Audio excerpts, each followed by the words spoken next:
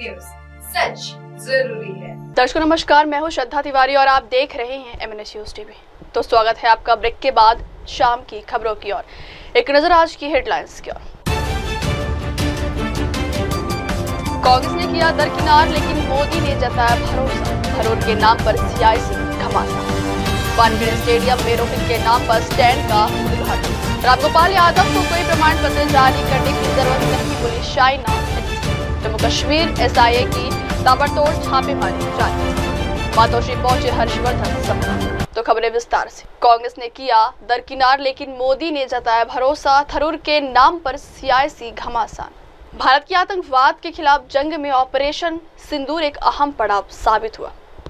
अब इसको लेकर ही भारत की तरफ से 7 सर्वदलीय प्रतिनिधिमंडल संयुक्त राष्ट्र सुरक्षा परिषद के सदस्यों समेत प्रमुख साझेदार देशों का दौरा करने वाला है।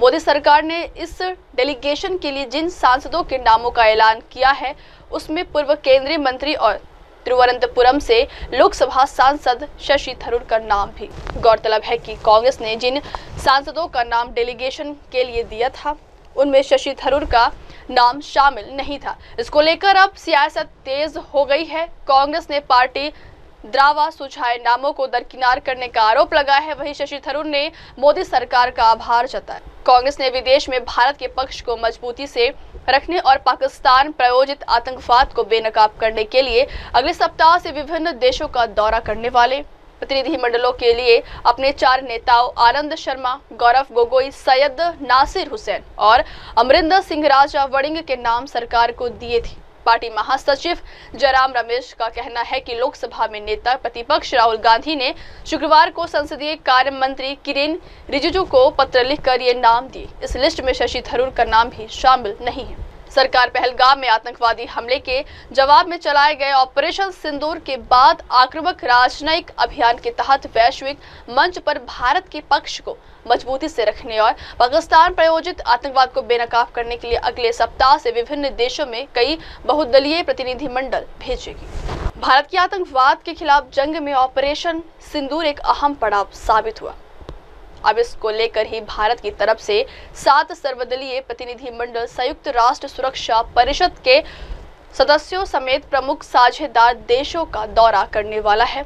मोदी सरकार ने इस डेलीगेशन के लिए जिन सांसदों के नामों का ऐलान किया है, उसमें पूर्व केंद्रीय मंत्री और तिरुवनंतपुरम से लोकसभा सांसद शशि थरूर का नाम भी। गौरतलब है कि कांग्रेस ने जिन सांसदों का नाम डेलीगेशन के लिए दिया था, उनमें शशि थरूर का नाम शामिल नहीं था। इसको लेकर अब सियासत तेज हो गई है। कांग्रेस ने पार्टी द्रावा सुझाए नामों को दरकिनार करने का आरोप लगाया है। वहीं शशि थरूर ने मोदी सरकार का आभार जताया। कांग्रेस ने विदेश में भारत के पक्ष को मजबूती से रखने और पाकिस्तान प्रायोजित आतंकवाद को बेनकाब करने के लिए अगले सप्ताह से विभिन्न देशों का दौरा करने वाले प्रतिनिधिमंडलों के लिए अपने 4 नेताओं आनंद शर्मा, गौरव गोगोई, सैयद नासिर हुसैन और अमरिंदर सिंह राजा वड़िंग के नाम सरकार को दिए थे। पार्टी महासचिव जयराम रमेश का कहना है कि लोकसभा में नेता प्रतिपक्ष राहुल गांधी ने शुक्रवार को संसदीय कार्य मंत्री किरेन रिजिजू को पत्र लिखकर ये नाम दिए। इस लिस्ट में शशि थरूर का नाम भी शामिल नहीं है। सरकार पहलगाम में आतंकवादी हमले के जवाब में चलाए गए ऑपरेशन सिंदूर के बाद आक्रामक राजनयिक अभियान के तहत वैश्विक मंच पर भारत के पक्ष को मजबूती से रखने और पाकिस्तान प्रायोजित आतंकवाद को बेनकाब करने के लिए अगले सप्ताह से विभिन्न देशों में कई बहुदलीय प्रतिनिधिमंडल भेजेगी। भारत की आतंकवाद के खिलाफ जंग में ऑपरेशन सिंदूर एक अहम पड़ाव साबित हुआ। अब इसको लेकर ही भारत की तरफ से 7 सर्वदलीय प्रतिनिधिमंडल संयुक्त राष्ट्र सुरक्षा परिषद के सदस्यों समेत प्रमुख साझेदार देशों का दौरा करने वाला है। मोदी सरकार ने इस डेलीगेशन के लिए जिन सांसदों के नामों का ऐलान किया है, उसमें पूर्व केंद्रीय मंत्री और तिरुवनंतपुरम से लोकसभा सांसद शशि थरूर का नाम भी। गौरतलब है कि कांग्रेस ने जिन सांसदों का नाम डेलीगेशन के लिए दिया था, उनमें शशि थरूर का नाम शामिल नहीं था। इसको लेकर अब सियासत तेज हो गई है। कांग्रेस ने पार्टी द्रावा सुझाए नामों को दरकिनार करने का आरोप लगाया है। वहीं शशि थरूर ने मोदी सरकार का आभार जताया। कांग्रेस ने विदेश में भारत के पक्ष को मजबूती से रखने और पाकिस्तान प्रायोजित आतंकवाद को बेनकाब करने के लिए अगले सप्ताह से विभिन्न देशों का दौरा करने वाले प्रतिनिधि मंडलों के लिए अपने 4 नेताओं आनंद शर्मा, गौरव गोगोई, सैयद नासिर हुसैन और अमरिंदर सिंह राजा वड़िंग के नाम सरकार को दिए थे। पार्टी महासचिव जयराम रमेश का कहना है कि लोकसभा में नेता प्रतिपक्ष राहुल गांधी ने शुक्रवार को संसदीय कार्य मंत्री किरेन रिजिजू को पत्र लिखकर ये नाम दिए। इस लिस्ट में शशि थरूर का नाम भी शामिल नहीं है। सरकार पहलगाम में आतंकवादी हमले के जवाब में चलाए गए ऑपरेशन सिंदूर के बाद आक्रामक राजनयिक अभियान के तहत वैश्विक मंच पर भारत के पक्ष को मजबूती से रखने और पाकिस्तान प्रायोजित आतंकवाद को बेनकाब करने के लिए अगले सप्ताह से विभिन्न देशों में कई बहुदलीय प्रतिनिधिमंडल भेजेगी। बढ़ते अगली खबर की ओर। वानखेड़े स्टेडियम में रोहित के नाम पर स्टैंड का उद्घाटन हुआ। भारतीय वनडे टीम के कप्तान रोहित शर्मा और एनसीपी के अध्यक्ष शरद पवार के नाम पर मुंबई की वानखेड़े स्टेडियम के स्टैंड्स का उद्घाटन शुक्रवार को किया गया। इस दौरान रोहित और शरद पवार के साथ ही महाराष्ट्र के मुख्यमंत्री देवेंद्र फडणवीस की भी मौजूद रहे। मुंबई क्रिकेट संघ ने रोहित और पवार के अलावा पूर्व बल्लेबाज अजित वाडेकर के नाम पर स्टैंड का आधिकारिक रूप से उद्घाटन किया। इसके अलावा एमसीए के पूर्व अध्यक्ष अमोल काले के नाम पर भी एमसीए दफ्तर का लॉन्च का उद्घाटन किया गया। एमसीए ने पिछले महीने वार्षिक आम बैठक के दौरान इन 3 दिग्गजों के नाम पर स्टैंड का नाम रखने का प्रस्ताव पारित किया था। Wankhede stadium grand stand level 3 का नाम Sharad Pawar, stand grand stand level 4 का नाम अजित वाडेकर स्टैंड और दिवेचा पवेलियन लेवल 3 का नाम रोहित शर्मा स्टैंड रखा गया है। वानखेड़े स्टेडियम पर इससे पहले भी कई क्रिकेट दिग्गजों के नाम पर स्टैंड के नाम रखे जा चुके, जिनमें सचिन तेंदुलकर, सुनील गावस्कर, विजय मर्चेंट और दिलीप वेंगसरकर के नाम शामिल। मुंबई क्रिकेट एसोसिएशन ने एक बेहतरीन निर्णय लिया है। हम उन लोगों का सम्मान कर रहे हैं जिन्होंने हमें गौरवान्वित किया है। 2, 3, we will be unveiling the Sharad Pawar stand, and to do the honors, may I request the Honorable Chief Minister of Maharashtra, Mr. Devendraji Fadnavis, along with the President of the Mumbai Cricket Association, Mr. Ajinkya Naik, to please jointly press the buzzer at the count of 3. At the count of 3, and everybody who's present here can quickly look back where the stand will be unveiled. Okay, gentlemen, at the count of 3, we are ready. 1, 2, 3, go! Okay, gentlemen, at the count of 3, we are ready. 1, 2, 3, go! सन्मान करूया तो वाडेकर फॅमिलीचा आणि त्यानंतर ह्या स्टँडचं launch करूया ते फॅमिलीच्या उपस्थितीत.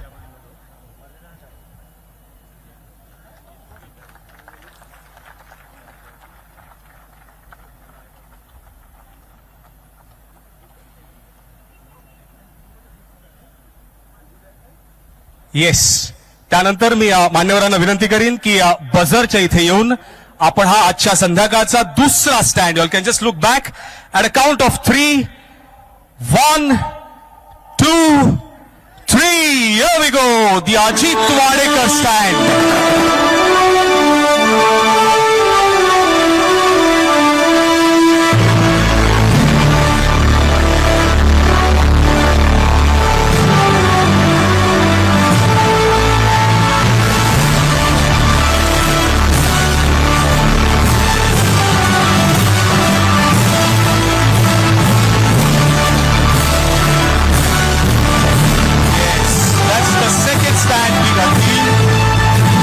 आपण वाडेकर फॅमिली ना एक खास एक सन्मान चिन्ह आहे.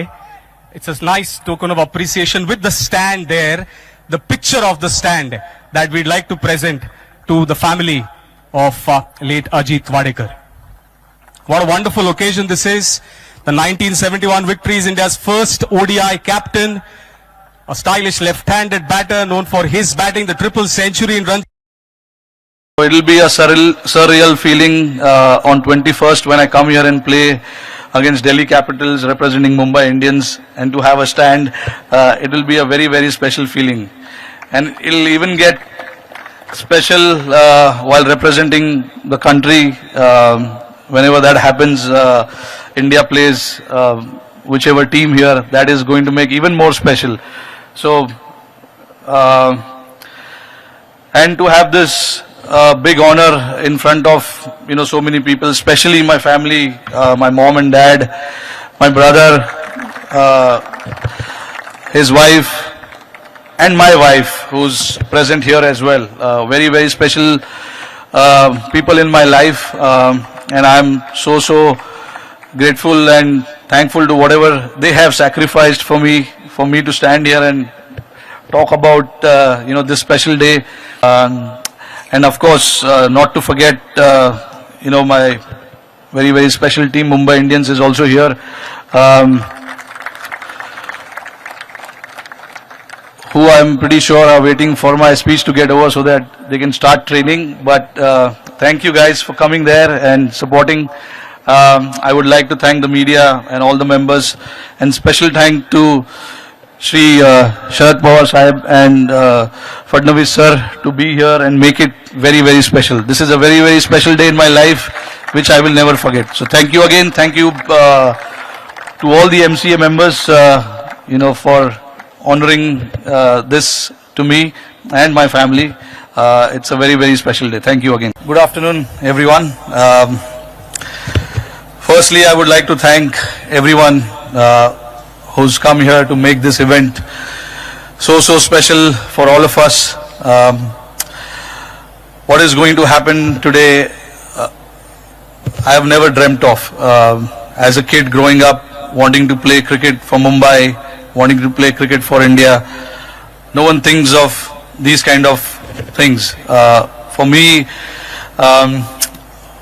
it's like any other sportsman who wanted to try and give the best and use the best of his talent and ability and to serve the nation, serve the country as much as possible. While doing that, obviously, you try and achieve a lot of things, you achieve a lot of things, a lot of milestones are created.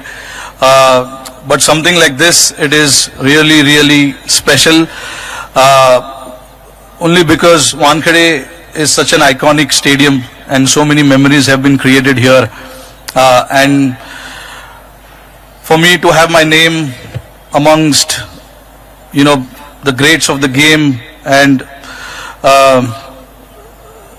world's best political leader,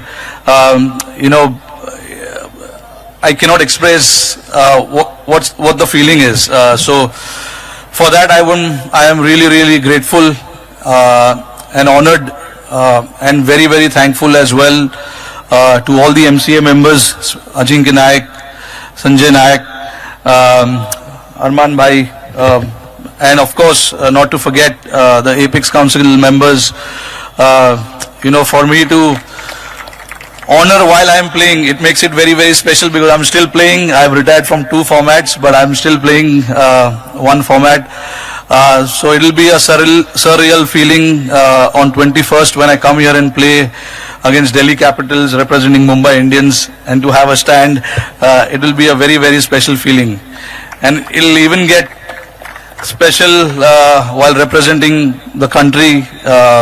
Whenever that happens, India plays whichever team here, that is going to make even more special.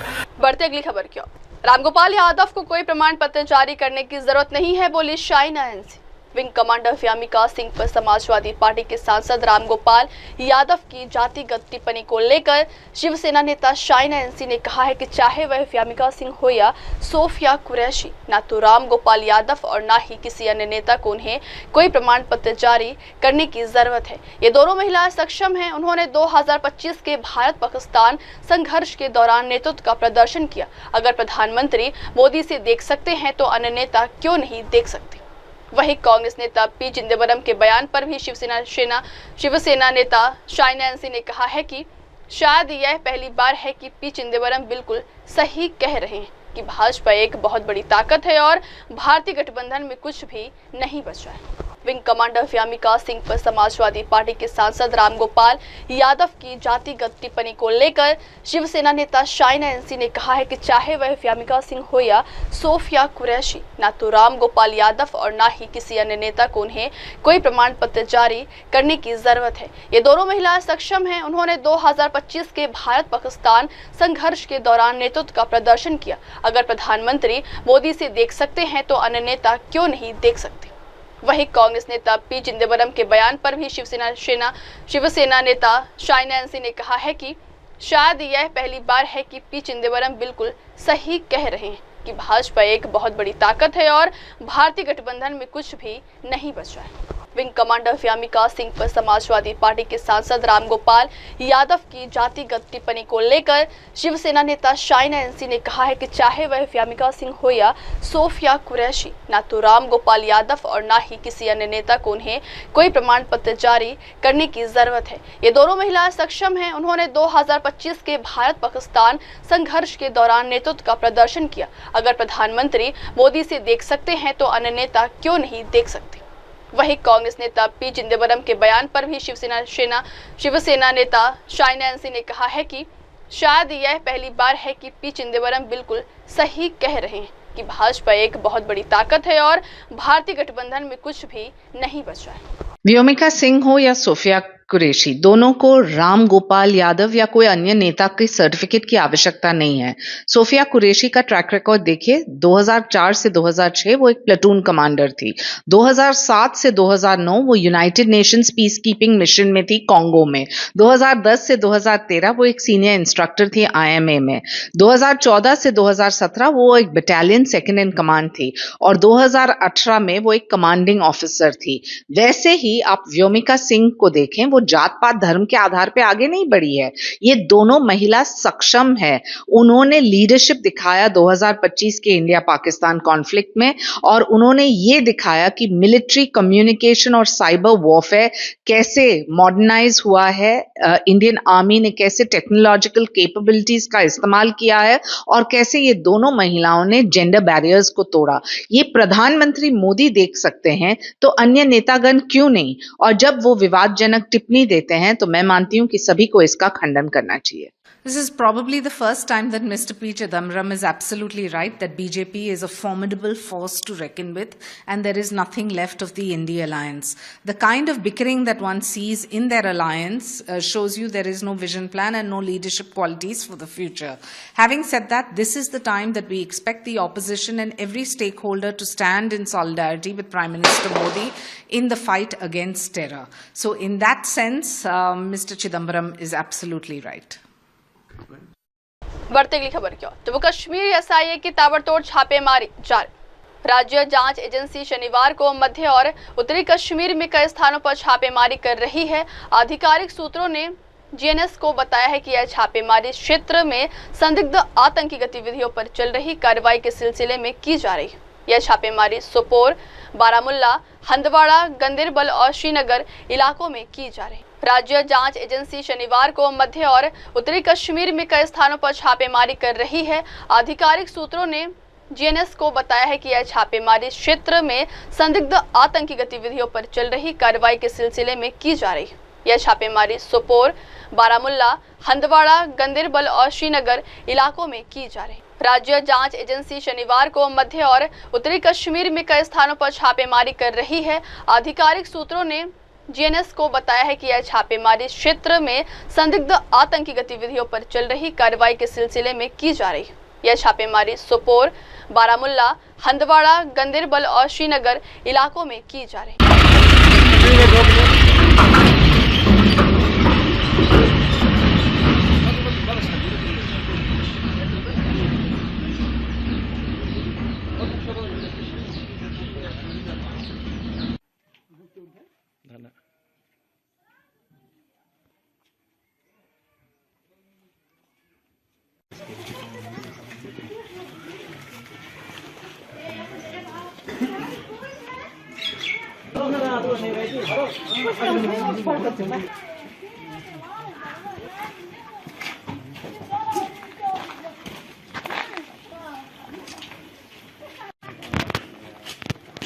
बढ़ते अगली खबर की ओर।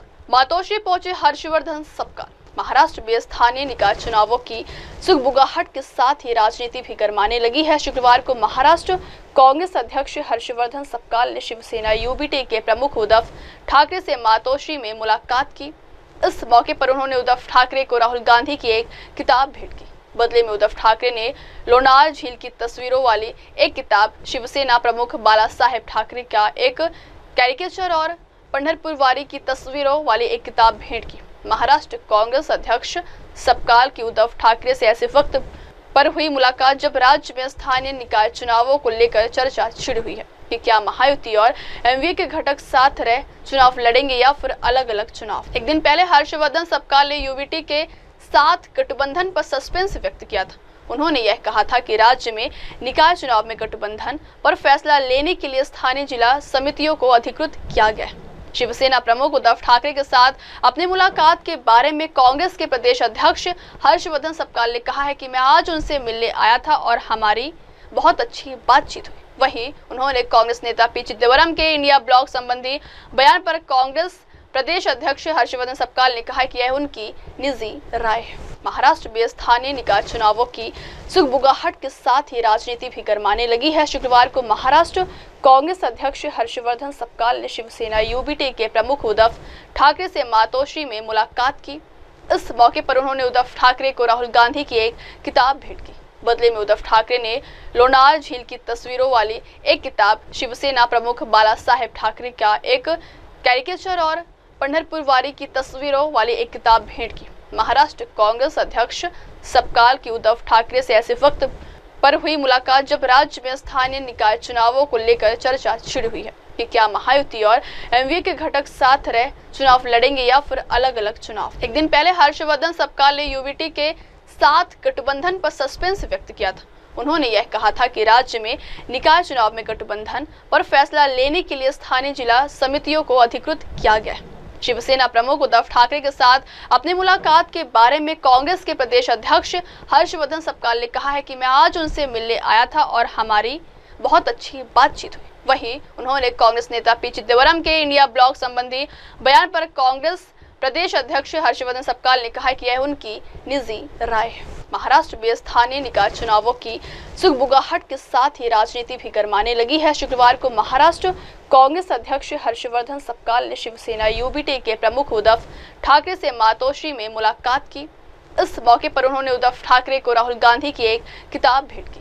बदले में उद्धव ठाकरे ने लोनार झील की तस्वीरों वाली एक किताब, शिवसेना प्रमुख बाला साहेब ठाकरे का एक कैरिकेचर और पंढरपुर वारी की तस्वीरों वाली एक किताब भेंट की। महाराष्ट्र कांग्रेस अध्यक्ष सपकाल की उद्धव ठाकरे से ऐसे वक्त पर हुई मुलाकात जब राज्य में स्थानीय निकाय चुनावों को लेकर चर्चा छिड़ी हुई है कि क्या महायुति और एमवीए के घटक साथ रह चुनाव लड़ेंगे या फिर अलग अलग चुनाव। एक दिन पहले हर्षवर्धन सपकाल ने यूबीटी के साथ गठबंधन पर सस्पेंस व्यक्त किया था। उन्होंने यह कहा था कि राज्य में निकाय चुनाव में गठबंधन पर फैसला लेने के लिए स्थानीय जिला समितियों को अधिकृत किया गया है। शिवसेना प्रमुख उद्धव ठाकरे के साथ अपनी मुलाकात के बारे में कांग्रेस के प्रदेश अध्यक्ष हर्षवर्धन सपकाल ने कहा है कि मैं आज उनसे मिलने आया था और हमारी बहुत अच्छी बातचीत हुई। वहीं उन्होंने कांग्रेस नेता पी चिदंबरम के इंडिया ब्लॉक संबंधी बयान पर कांग्रेस प्रदेश अध्यक्ष हर्षवर्धन सपकाल ने कहा कि यह उनकी निजी राय है। आज उद्धव जी के साथ महाविकास आघाड़ी और इंडिया अलायंस के हमारे एक बहुत ही सम्मानजनक एक प्रतिनिधि के नाते और एक पार्टी के नाते उनके साथ यहाँ मैं शिष्टाचार के नाते उनसे मिलने यहाँ पर आया था। बहुत अच्छी लंबी और बहुत अच्छी बातचीत उनके साथ यहाँ पर संपन्न हुई। इस दरमियान मैं जिले से आता हूँ, उसका जो लोनार क्रेटर जो है उसकी जो फोटोग्राफी की एक किताब है वो उद्धव जी ने सुप्रीम बेट स्वरूप में दी है। ठाकरे जी का जो एक अंदाज था उसको अभिव्यक्त करने वाली फटकारे जो किताब है वो भी उन्होंने मुझे भेंट के तौर पे दी है। और साथ ही जो महाराष्ट्र की खासियत है, महाराष्ट्र धर्म जिससे झलकता है, वो वारकरी संप्रदाय की जिंदगी की भी फोटोग्राफी की एक किताब उन्होंने दी है। और मैंने भी मिश्रा जी की जो राहुल गांधी जी की जो किताब है उनको देखकर मैंने उनको भी वहां पर एक संदेश और एक सम्मान उनका किया है। और इसके साथ ही महाविकास आघाड़ी के दरमियान एक बातचीत सौहार्दपूर्ण माहौल में कैसी बनाए इसके बारे में हमारी लंबी बात हुई।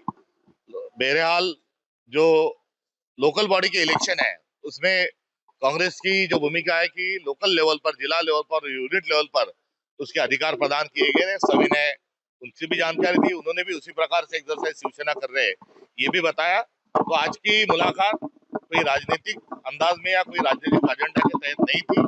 एक जो महाराष्ट्र की और देश की जो संस्कृति है, एक शिष्टाचार की संस्कृति है, सभ्यता की संस्कृति है, उस दायरे में आज उनके साथ मुलाकात हुई। और प्रबोधनकर ठाकरे जो है उनके घर में आज आते हुए मुझे भी बड़ी खुशी है, क्योंकि प्रबोधनकर ठाकरे जी का जो विचार था वो विचार बहुत महत्व जरूरी है। उन्होंने धर्म के पाखंडी जो लोग हैं उनका जो तमाशा है वो किस प्रकार से वो खेलते हैं ये जो बताया था।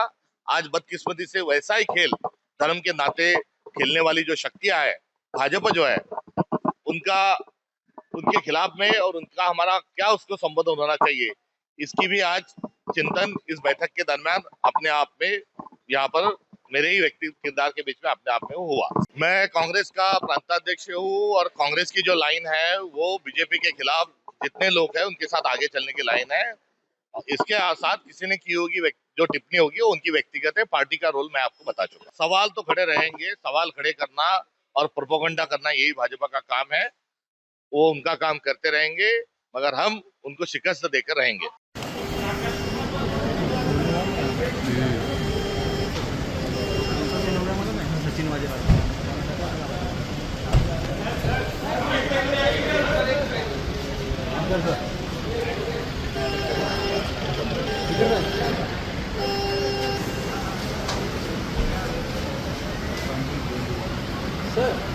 सर इकडे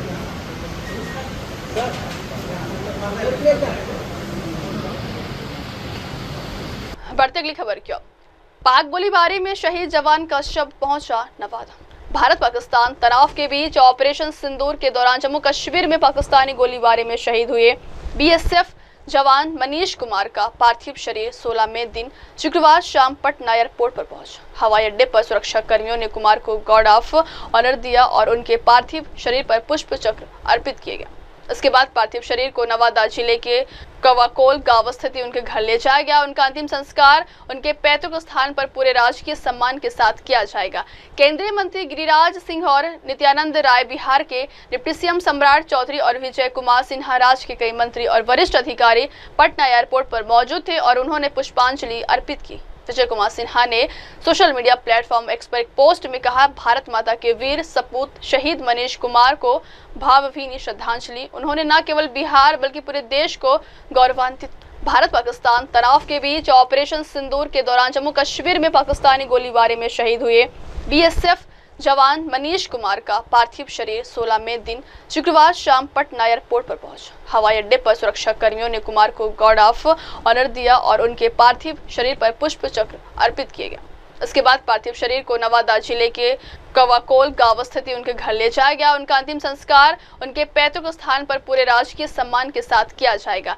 केंद्रीय मंत्री गिरिराज सिंह और नित्यानंद राय, बिहार के डिप्टी सीएम सम्राट चौधरी और विजय कुमार सिन्हा, राज्य के कई मंत्री और वरिष्ठ अधिकारी पटना एयरपोर्ट पर मौजूद थे और उन्होंने पुष्पांजलि अर्पित की। विजय कुमार सिन्हा ने सोशल मीडिया प्लेटफॉर्म एक्स पर एक पोस्ट में कहा, भारत माता के वीर सपूत शहीद मनीष कुमार को भावभीनी श्रद्धांजलि। उन्होंने न केवल बिहार बल्कि पूरे देश को गौरवान्वित। भारत पाकिस्तान तनाव के बीच ऑपरेशन सिंदूर के दौरान जम्मू कश्मीर में पाकिस्तानी गोलीबारी में शहीद हुए बीएसएफ जवान मनीष कुमार का पार्थिव शरीर 16 मई दिन शुक्रवार शाम पटना एयरपोर्ट पर पहुंचा। हवाई अड्डे पर सुरक्षा कर्मियों ने कुमार को गार्ड ऑफ ऑनर दिया और उनके पार्थिव शरीर पर पुष्प चक्र अर्पित किए गए। इसके बाद पार्थिव शरीर को नवादा जिले के कवाकोल गांव स्थित उनके घर ले जाया गया। उनका अंतिम संस्कार उनके पैतृक स्थान पर पूरे राजकीय सम्मान के साथ किया जाएगा। केंद्रीय मंत्री गिरिराज सिंह और नित्यानंद राय, बिहार के डिप्टी सीएम सम्राट चौधरी और विजय कुमार सिन्हा, राज्य के कई मंत्री और वरिष्ठ अधिकारी पटना एयरपोर्ट पर मौजूद थे और उन्होंने पुष्पांजलि अर्पित की। विजय कुमार सिन्हा ने सोशल मीडिया प्लेटफॉर्म एक्स पर एक पोस्ट में कहा, भारत माता के वीर सपूत शहीद मनीष कुमार को भावभीनी श्रद्धांजलि। उन्होंने न केवल बिहार बल्कि पूरे देश को। बढ़ते अगली खबर की ओर। रात के बाद दिन में होगी पाकिस्तान की धुनाई। भारत और पाकिस्तान के बीच बड़े तनाव के बाद अब पाकिस्तान से एक अनोखी ख्वाहिश सामने आ रही है। दरअसल भारत ने पाकिस्तान को आतंकवाद के खिलाफ सबक सिखाने के लिए ऑपरेशन सिंदूर को अंजाम दिया। इस ऑपरेशन के बाद पाकिस्तान बौखला गया है और अनोखे बयान सामने आ रहे हैं। पाकिस्तान के बयानवीर नेताओं में सबसे आगे बिलावल भुट्टो है। भारत ने जिस वक्त से सिंधु नदी के पानी पर रोक लगाई है, तभी से पाकिस्तान के पूर्व विदेश मंत्री पीपीपी अध्यक्ष बिलावल भुट्टो जरदारी बिलबिला रहे हैं और बयान जारी कर रहे हैं। हालांकि उनके हर बयान का भारत की तरफ से करारा जवाब दिया जा रहा है। इसी बीच अब उन्होंने भारत को कह दिया है कि अगर उनमें हिम्मत होती तो वो दिन में आके ऐलाने जंग। पाकिस्तान के नेता बिलावल भुट्टो ने ऑपरेशन सिंदूर को लेकर कहा, कौन रात के अंधेरे में हमले करता है? चोर रात के अंधेरे में हमले करते हैं, बुज़दिल रात के अंधेरे में हमले करते हैं। अगर उनमें हिम्मत होती तो वो दिन में आके ऐलाने जंग करते। बिलावल ने अब इस बयान के साथ ही एक अनोखी ख्वाहिश भी जता दी। भारत और पाकिस्तान के बीच बड़े तनाव के बाद अब पाकिस्तान से एक अनोखी ख्वाहिश सामने आ रही है। दरअसल भारत ने पाकिस्तान को आतंकवाद के खिलाफ सबक सिखाने के लिए ऑपरेशन सिंदूर को अंजाम दिया। इस ऑपरेशन के बाद पाकिस्तान बौखला गया है और अनोखे बयान सामने आ रहे हैं। पाकिस्तान के बयानवीर नेताओं में सबसे आगे बिलावल भुट्टो है। भारत ने जिस वक्त से सिंधु नदी के पानी पर रोक लगाई है, तभी से पाकिस्तान के पूर्व विदेश मंत्री पीपीपी अध्यक्ष बिलावल भुट्टो जरदारी बिलबिला रहे हैं और बयान जारी कर रहे हैं। हालांकि उनके हर बयान का भारत की तरफ से करारा जवाब दिया जा रहा है। इसी बीच अब उन्होंने भारत को कह दिया है कि अगर उनमें हिम्मत होती तो वो दिन में आके ऐलाने जंग। पाकिस्तान के नेता बिलावल भुट्टो ने ऑपरेशन सिंदूर को लेकर कहा, कौन रात के अंधेरे में हमले करता है? चोर रात के अंधेरे में हमले करते हैं, बुज़दिल रात के अंधेरे में हमले करते हैं। अगर उनमें हिम्मत होती तो वो दिन में आके ऐलाने जंग करते। बिलावल ने अब इस बयान के साथ ही एक अनोखी ख्वाहिश भी जता दी। भारत और पाकिस्तान के बीच बड़े तनाव के बाद अब पाकिस्तान से एक अनोखी ख्वाहिश सामने आ रही है। दरअसल भारत ने पाकिस्तान को आतंकवाद के खिलाफ सबक सिखाने के लिए ऑपरेशन सिंदूर को अंजाम दिया। इस ऑपरेशन के बाद पाकिस्तान बौखला गया है और अनोखे बयान सामने आ रहे हैं। पाकिस्तान के बयानवीर नेताओं में सबसे आगे बिलावल भुट्टो है। भारत ने जिस वक्त से सिंधु नदी के पानी पर रोक लगाई है, तभी से पाकिस्तान के पूर्व विदेश मंत्री पीपीपी अध्यक्ष बिलावल भुट्टो जरदारी बिलबिला रहे हैं और बयान जारी कर रहे हैं। हालांकि उनके हर बयान का भारत की तरफ से करारा जवाब दिया जा रहा है। इसी बीच अब उन्होंने भारत को कह दिया है कि अगर उनमें हिम्मत होती तो वो दिन में आके ऐलाने जंग। पाकिस्तान के नेता बिलावल भुट्टो ने ऑपरेशन सिंदूर को लेकर कहा, कौन रात के अंधेरे में हमले करता है? चोर रात के अंधेरे में हमले करते हैं, बुज़दिल रात के अंधेरे में हमले करते हैं। अगर उनमें हिम्मत होती तो वो दिन में आके ऐलाने जंग करते। बिलावल ने अब इस बयान के साथ ही एक अनोखी ख्वाहिश भी जता दी। कौन रात के अंधेरे में हमले करते हैं? चोर रात के अंधेरे में हमले करते हैं, बुज़दिल रात के अंधेरे में हमले करते हैं। अगर उनमें हिम्मत होता तो वो दिन में आके ऐलाने जंग करते हैं। बढ़ते अगली खबर की ओर। कान से 2025 में पारुल गुलाटी की एंट्री। भारत की अभिनेत्री और उद्यमी पारुल गुलाटी ने 78वें कांस फिल्म फेस्टिवल में अपने धमाकेदार रेड कार्पेट डेब्यू से सभी का ध्यान खींच लिया है। उन्होंने न केवल अपनी मौजूदगी से बल्कि अपने अनोखे पहनावे से भी इतिहास रच दिया। पारुल फिल्म एडिंगटन के वर्ल्ड प्रीमियर में शरीक हुई, जिसमें हॉलीवुड सितारे जोकिन फिनिक्स, एमा स्टोन और पेड्रो पास्कल जैसे बड़े नाम शामिल हैं। पारुल गुलाटी ने जो ड्रेस रेड कार्पेट पर पहनी वह पूरी तरह इंसानी बालों से बनी थी। यह नायाब और अनूठा परिधान न केवल फैशन में क्रांति का प्रतीक बना बल्कि आत्म अभिव्यक्ति और पहचान की भी मिसाल बना। इस ड्रेस का आइडिया खुद पारुल का था, जिसे मशहूर स्टाइलिस्ट मोहित राय और डिजाइनर रिद्धि बंसल ने साकार किया। इसे तैयार करने में 12 कारीगरों की टीम ने 1 महीने से ज्यादा समय तक मेहनत की।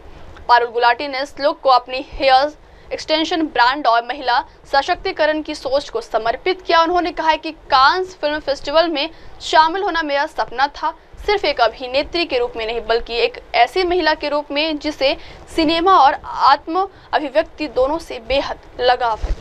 भारत की अभिनेत्री और उद्यमी पारुल गुलाटी ने 78वें कांस फिल्म फेस्टिवल में अपने धमाकेदार रेड कार्पेट डेब्यू से सभी का ध्यान खींच लिया है। उन्होंने न केवल अपनी मौजूदगी से बल्कि अपने अनोखे पहनावे से भी इतिहास रच दिया। पारुल फिल्म एडिंगटन के वर्ल्ड प्रीमियर में शरीक हुई, जिसमें हॉलीवुड सितारे जोकिन फिनिक्स, एमा स्टोन और पेड्रो पास्कल जैसे बड़े नाम शामिल हैं। पारुल गुलाटी ने जो ड्रेस रेड कार्पेट पर पहनी वह पूरी तरह इंसानी बालों से बनी थी। यह नायाब और अनूठा परिधान न केवल फैशन में क्रांति का प्रतीक बना बल्कि आत्म अभिव्यक्ति और पहचान की भी मिसाल बना। इस ड्रेस का आइडिया खुद पारुल का था, जिसे मशहूर स्टाइलिस्ट मोहित राय और डिजाइनर रिद्धि बंसल ने साकार किया। इसे तैयार करने में 12 कारीगरों की टीम ने 1 महीने से ज्यादा समय तक मेहनत की। पारुल गुलाटी ने इस लुक को अपनी हेयर एक्सटेंशन ब्रांड और महिला सशक्तिकरण की सोच को समर्पित किया। उन्होंने कहा है कि कांस फिल्म फेस्टिवल में शामिल होना मेरा सपना था, सिर्फ एक अभिनेत्री के रूप में नहीं बल्कि एक ऐसी महिला के रूप में जिसे सिनेमा और आत्म अभिव्यक्ति दोनों से बेहद लगाव है। भारत की अभिनेत्री और उद्यमी पारुल गुलाटी ने 78वें कांस फिल्म फेस्टिवल में अपने धमाकेदार रेड कार्पेट डेब्यू से सभी का ध्यान खींच लिया है। उन्होंने न केवल अपनी मौजूदगी से बल्कि अपने अनोखे पहनावे से भी इतिहास रच दिया। पारुल फिल्म पेडिंगटन के वर्ल्ड प्रीमियर में शरीक हुई, जिसमें हॉलीवुड सितारे जोकिन फिनिक्स, एमा स्टोन और पेड्रो पास्कल जैसे बड़े नाम शामिल हैं। पारुल गुलाटी ने जो ड्रेस रेड कार्पेट पर पहनी वह पूरी तरह इंसानी बालों से बनी थी। यह नायाब और अनूठा परिधान न केवल फैशन में क्रांति का प्रतीक बना बल्कि आत्म अभिव्यक्ति और पहचान की भी मिसाल बना। इस ड्रेस का आइडिया खुद पारुल का था, जिसे मशहूर स्टाइलिस्ट मोहित राय और डिजाइनर रिद्धि बंसल ने साकार किया। इसे तैयार करने में 12 कारीगरों की टीम ने 1 महीने से ज्यादा समय तक मेहनत की।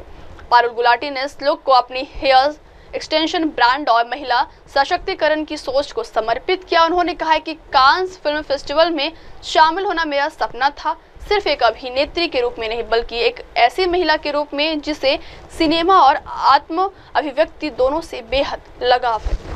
बढ़ती अगली खबर की ओर। देश के सबसे बड़े प्राइवेट बैंक ने दिया निवेशकों को झटका। भारत के सबसे बड़े सरकारी बैंक के तौर पर पहचान बनाने वाले स्टेट बैंक ऑफ इंडिया को लेकर एक बड़ी खबर आ रही है। दरअसल एसबीआई ने देश की आम जनता और सीनियर सिटीजन्स दोनों के लिए अपने फिक्स्ड डिपॉजिट यानी एफडी पर मिलने वाली ब्याज दरों में कटौती की है, जो 16 मई 2025 से लागू होने वाली। वेबसाइट के अनुसार एसबीआई ने सभी टाइम लिमिट में एफडी की दरों में 20 बेसिक पॉइंट्स यानी बीपीएस की कटौती की है।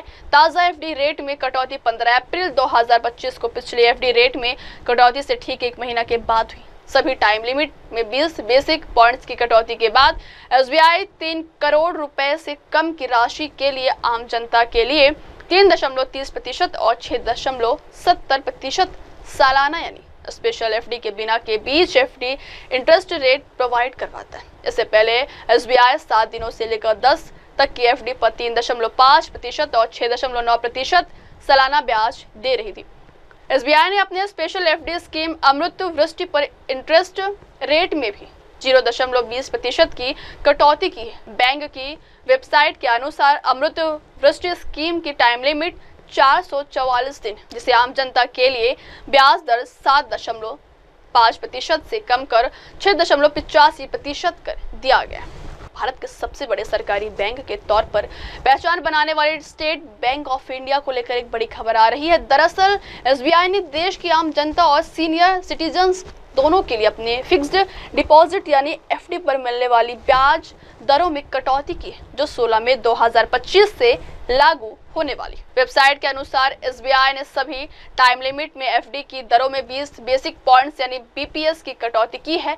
ताज़ा एफडी रेट में कटौती 15 अप्रैल 2025 को पिछले एफडी रेट में कटौती से ठीक 1 महीना के बाद हुई। सभी टाइम लिमिट में 20 बेसिक पॉइंट्स की कटौती के बाद एसबीआई 3 करोड़ रुपए से कम की राशि के लिए आम जनता के लिए 3.30% और 6.70% सालाना यानी स्पेशल एफडी के बिना के बीच एफडी इंटरेस्ट रेट प्रोवाइड करवाता है। इससे पहले एसबीआई 7 दिनों से लेकर 10 तक की एफडी पर 3.5% और 6.9% सालाना ब्याज दे रही थी। एसबीआई ने अपने स्पेशल एफडी स्कीम अमृत वृष्टि पर इंटरेस्ट रेट में भी 0.20% की कटौती की है। बैंक की वेबसाइट के अनुसार अमृत वृष्टि स्कीम की टाइम लिमिट 444 दिन, जिसे आम जनता के लिए ब्याज दर 7.5% से कम कर 6.85% कर दिया गया।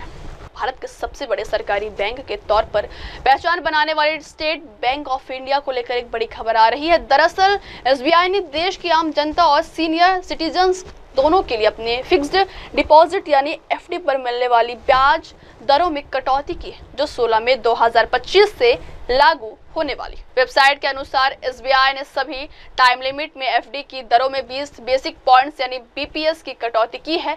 ताज़ा एफडी रेट में कटौती 15 अप्रैल 2025 को पिछले एफडी रेट में कटौती से ठीक 1 महीना के बाद हुई। सभी टाइम लिमिट में 20 बेसिक पॉइंट्स की कटौती के बाद एसबीआई 3 करोड़ रुपए से कम की राशि के लिए आम जनता के लिए 3.30% और 6.70% सालाना यानी स्पेशल एफडी के बिना के बीच एफडी इंटरेस्ट रेट प्रोवाइड करवाता है। इससे पहले एसबीआई 7 दिनों से लेकर 10 तक की एफडी पर 3.5% और 6.9% सालाना ब्याज दे रही थी।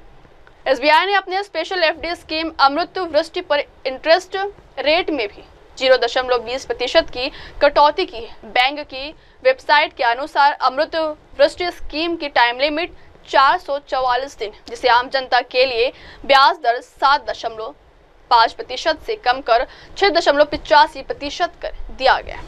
बढ़ते अगली खबर की ओर। ऑपरेशन सिंदूर चलाकर पाकिस्तान को करारा जवाब दिया बोले डिप्टी सीएम। महाराष्ट्र के डिप्टी सीएम एकनाथ शिंदे ने कहा है कि मोदी जी हिंदुत्व की विचारधारा को आगे बढ़ाने वाले हैं। वो जो भी करते हैं खुलेआम करते, छिप कर नहीं करते। आज पाकिस्तान को करारा जवाब देने का काम किसने किया है?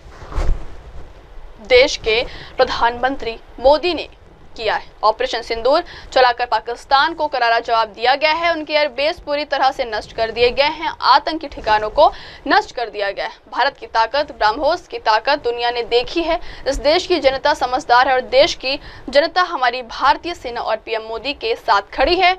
कांग्रेस नेता पी चिदंबरम के बयान पर भी महाराष्ट्र के डिप्टी सीएम ने एकनाथ शिंदे ने कहा है कि ये भारत का गठबंधन नहीं है, ये ईडी गठबंधन है, ये इंडी गठबंधन है। ये पहले ही टूट चुका है, ये आज नहीं है। ये कैसा गठबंधन है अगर ये भारतीय सेना पर सवाल उठाता है?